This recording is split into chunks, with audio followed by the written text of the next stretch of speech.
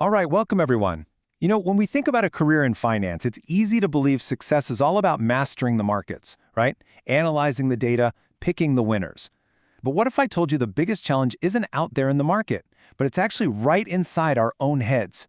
Today, we're going to dig into why mastering ourselves is the real key to an ethical and successful career in finance. Okay, so let's dive right in. Every single decision you're going to make is basically a balancing act between these two things. On one side, you've got the hard data, the financial facts, the stuff that makes the world go round. But on the other side, well, that's where you've got the messy, complicated, and let's be honest, sometimes totally irrational way our brains work. Our emotions, our biases, all those little mental shortcuts we take. To make really smart, ethical decisions, you can't just be an expert in one of these. You absolutely have to understand both. And this whole idea really breaks down into 3 different kinds of knowledge that you're going to need to build up over your entire career. So, financial facts knowledge, that's your foundation. That's Finance 101. But where the ethical lines get blurry, where you really get tested, is in that space between information and human behavior. Think about it. Who knows what, when did they know it, and how do our own wants, our own biases, tempt us to maybe bend the rules with that information? Yeah, that's where it gets really tricky. So let's make this real. Let's see how this plays out by looking at the story of a guy who literally had everything, a true titan of industry who walked right into this exact trap.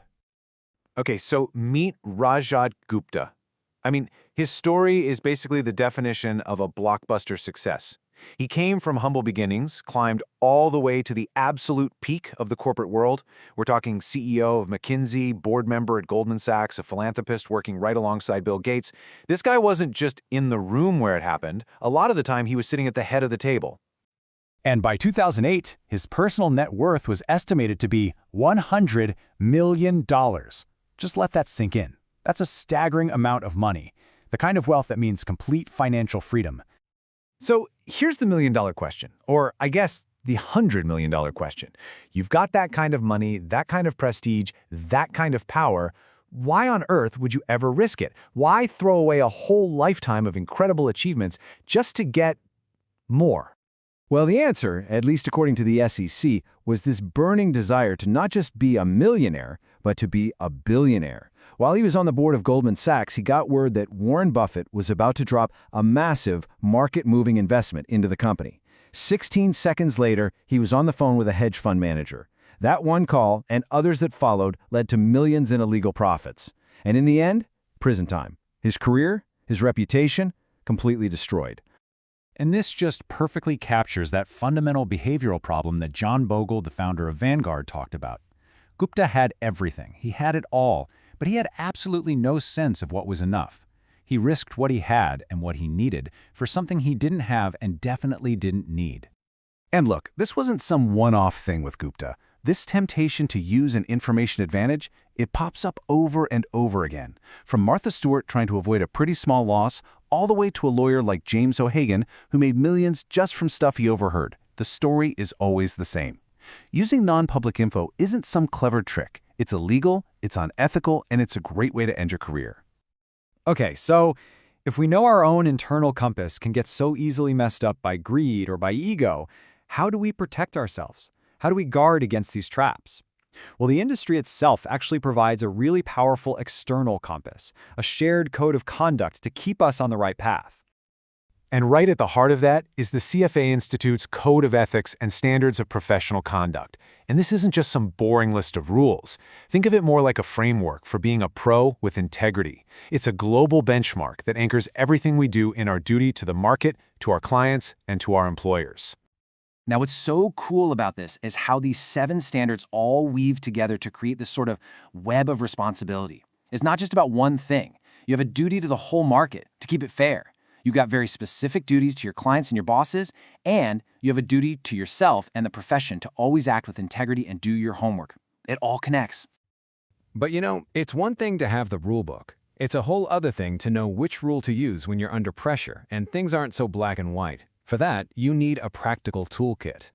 And the CFA Institute provides exactly that with this clear 4-step framework. It basically forces you to just slow down and move from a knee-jerk reaction to a really structured analysis. First, identify what's really going on. Then, consider your options and the pressures you're facing. Third, act. Make a deliberate choice. And finally, and this is so important, reflect. Look back and learn from it for next time. All right, let's try this out. Put yourself in these shoes for a second. You're an advisor, and you're putting a huge chunk of your client's money into your own firm's funds. Now, this makes your firm extra money. So is that okay? Just take a second and think about what your gut says. So let's walk through this using the framework. First, you have to identify the real issue. And it's not about whether the funds are good or bad, right? It's a massive, glaring conflict of interest. Your duty to your client is now clashing with your firm's bottom line. Now, the standards don't say this is totally forbidden, but your next step, to consider your actions, has to be all about dealing with that conflict. And the only way forward is with full, fair, and super clear disclosure, in plain language, right from the very beginning. Your client has to know what's up. Transparency is absolutely everything here. And all of this brings us right back to where we started, back to the human side of things and back to the story of Rakat Gupta. The codes, the frameworks, they're your guardrails. They are absolutely essential for navigating the crazy, complex world of finance. But here's the thing. At the end of the day, they can't make the decision for you. That final step, that choice, it comes from inside. It comes from remembering this simple, powerful truth and deciding for yourself what enough really truly means. And that's really the challenge, isn't it? As you go out and build your careers, you're going to learn all the rules, the laws, the standards. You'll know the textbook stuff. But the question that will truly define you as a professional won't be about what you know, it will be about who you choose to be. Will you know you're enough? That's a question only you can answer.